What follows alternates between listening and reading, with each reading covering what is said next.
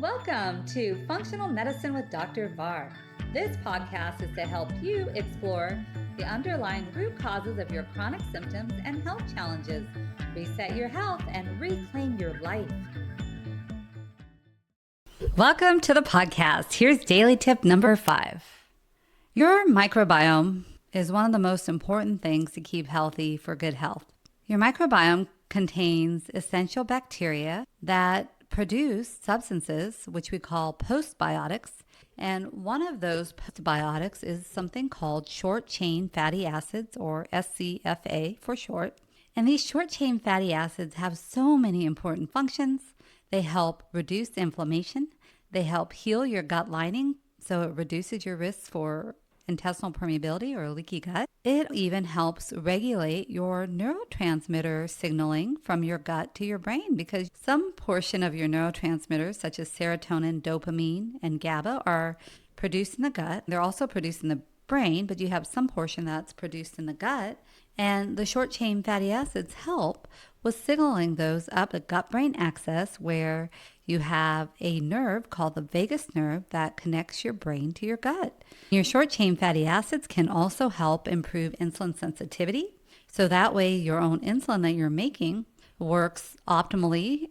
So it reduces your risk for insulin resistance, which then can reduce your risk for developing prediabetes and diabetes. And these short-chain fatty acids may also regulate your appetite and satiety hormones. So it may also play a factor in your weight management. So how do you get these short chain fatty acids? Well, you want to make sure that you feed your microbiome. You want to feed these good bacteria. And this is the term prebiotics. You may have heard of that term, but prebiotics are basically fibers. And this is a food source that these wonderful bacteria in your microbiome love.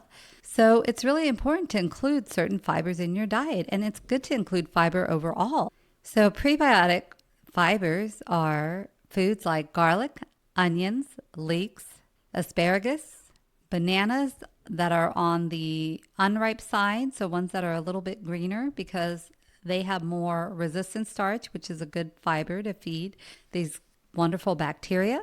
And then of course you want to include other fiber sources from plenty of fruits and vegetables of a variety of colors, because they have something called polyphenols. Polyphenols are what give your fruits and vegetables their deep, rich pigments, and these good bacteria love that.